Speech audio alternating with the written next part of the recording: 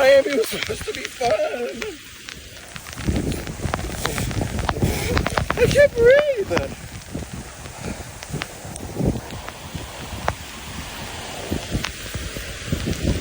I've been outside for 5 years.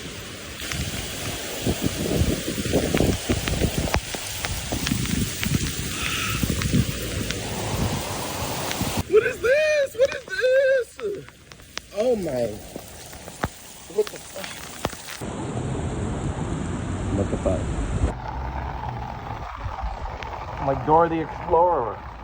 Like whatever this was, this whole flash flood, whatever this is, this was crazy. I don't know what I'm supposed to do. This is insane. I've never been this wet in my life, and that is not a good kind of wet.